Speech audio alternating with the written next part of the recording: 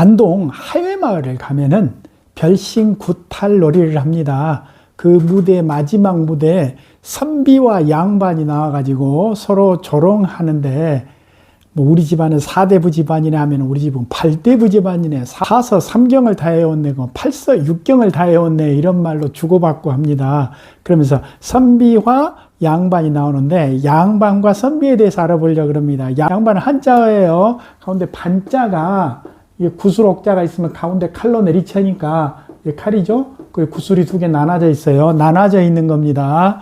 1반, 2반, 3반, 4반 할 때 반이에요. 근데 반이 딱 두 개뿐이에요. 우리 눈이 두 개면 양눈, 손이 양손, 그런 것처럼 이게 양쪽 할 때 양을 써가지고 양반입니다. 반이 두 개로 나눠져 있어요. 고려시대 때 관리가 문반, 무반 그럽니다. 문반, 무반 그러죠. 문자는 글월문, 글발, 글월이라고 표현해요. 문은 호반무, 호랑이 호자입니다. 호랑이처럼 용맹한 문인계급들이고, 그래서 과거 시험을 통해서 벼슬에 들어간 사람들이 벼슬을 받아가지고 문인 활동을 하거나 무인 활동하는 것을 양반이라 그럽니다. 조선시대 때는 임금님을 중심으로 동쪽, 서쪽으로 나누어서 서 있어요. 궁궐에 가면은 품계석이라 해가지고 1품, 2품, 3품 있잖아요. 동쪽은 문인들이 서요. 서쪽은 무인들이 서요. 그래서 동반, 서반 합해가지고 양반이라 그럽니다. 그래, 양반은 벼슬 개념입니다. 조선은 원칙적으로 신분제가 양천제라 그럽니다. 양인하고 천민이거든요. 양인 안에 양반이 들어가고 일반 상민이 들어가고 그렇습니다. 임진왜란과 병자호란의 양난을 거치면서 적군을 무찌를 때 노비들이 공을 세웠다, 일반 상민들이 공을 세웠다 그러면은 양반의 벼슬을 내리기도 하고요. 그리고 공명첩이라 해가지고 우리가 공책 그러면 책이 비어있는 걸 공책이라 그런 것처럼 이름자리가 비어있어요. 공명첩, 벼슬을 내리는데 그 이름 부분에 자기 이름을 쓸 수가 있어요. 공사무소 밑에 급이다 그러면 1,000만 원, 뭐 군청, 구청 5천만 원, 위에 더 큰 벼슬이다 그러면은 뭐 1억 정도 내면은 벼슬을 살 수 있다고요. 그 벼슬을 사가지고 양반이 되기도 하고 그렇습니다. 그래서 양반이 점점 더 많아져요. 누구나 다 양반이야. 이 양반아, 저 양반아, 양반 아닌 사람도 이 양반, 저 양반 돼버리고, 우리 집에도 양반 한 명씩 바깥 양반이 돼. 모든 사람들이 양반이니까 심지어 김까지도 양반 되려고 그래. 양반 김처럼요. 그러니까 양반이 되면 뭐가 좋은데, 여기 있거든요. 군역이랄지 세금을 내야 되는데 거기로부터 자유스러울 수가 있어요. 그리고 중앙의 관료로 진출하지 않고 향안이라 해가지고 향촌 지역의 양반 명부에 올라가게 되면은 여론 형성도 하기 쉽고 대우도 받고 그렇습니다. 그래서 고을 수령도 향안에 올라있는 양반들한테 함부로 못했다 그래요.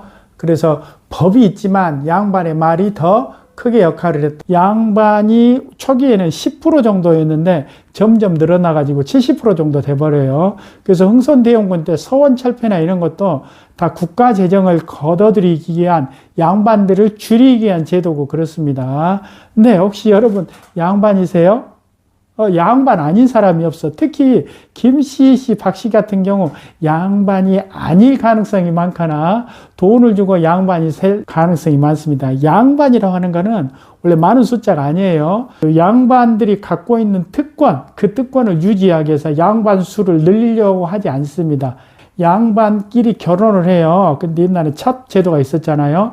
그래서 양반인 남자와 첩인 평민 혹은 노비인 여자 아이가 태어나면은 서자 또는 얼자 그래가지고 서얼이라 그래가지고 양반 취급을 안 해주거든요. 그래수 양반 수를 항상 줄이려고 했다. 자, 양반과 선비의 등장이라고 있는데, 선비는 그럼 뭐냐? 선비는 우리말입니다. 한자로는 선비사 쓰이거든요. 이 사자가 우리는 선비로 익혀지지만 일본에서는 사무라이로 읽혀져요. 무사 계급입니다. 그래서 일반 사람들을 지배하는 계급을 사 또는 선비 썼는데, 우리는 사하고 대부랑 같이 묶어서 읽어요. 사대부라는 표현을 쓰거든요. 조선을 건국할 때 신흥 무인 세력과 신진 사대부가 합체해서 건설했다 그러잖아요. 정도준 같은 경우 사대부입니다. 사와 대부를 합쳐서 사대부라 그럽니다. 중국에 기틀을 닦았던 주나라 같은 경우가 왕이 중앙에서 왕을 하고 공신들이나 아니면 자기 친척들에게 각 지역을 분봉해줘요. 제후로 내려줘요. 제후 밑에 공경, 대부, 사, 평면 이렇게 계급이 나눠져요. 자, 사는 하위 무사, 하위 계급이었고 그 위에가 대부입니다. 사하고 대부하고 묶어가지고 사대부라 그래요. 그래서 벼슬했던 사람들을 사대부라고 얘기한다고요. 자, 선비가 됐든 양반이가 됐든 개인 수양에 철저했던 사람들이에요. 벼슬을 얻기 위해서 과거 시험을 학교에서 공부했던 것들이 교과서가 다 도덕 교과서입니다. 우리 지금 공무원 되기 위해서 굉장히 많은 과목, 기술직 이외의 공무원들은 뭐 국영수네, 뭐 법률이네 이런 것들을 많이 공부하잖아요.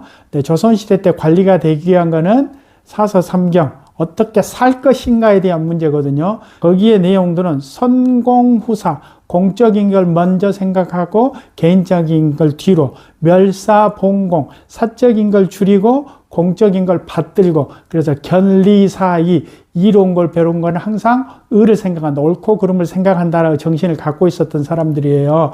공직, 벼슬에 올려가기 위한 준비가 된 사람들이죠. 혹자는 얘기해요. 조선이 성리학 때문에 망했다라는 표현을 쓰는데 저는 그렇게 얘기해요. 성리학의 원칙을 지키지 않아서 망했을 수도 있는 겁니다. 자, 다시 양반, 선비 있었는데 양반은 원래는 노력을 해서 이루어지는 관리 계급이었는데 나중에는 세습 계급으로 전환했다. 그래서 점점 늘어나자 누구나 양반하는 거. 양반은 좀 비꼰트로 쓰지만 저 사람 선비 같은 사람이야 할 때는 뭔가 살아있는 것 같아요. 그래서 우리가 선비 정신 다시 한번 생각해 볼 문제가 있는 것 같습니다.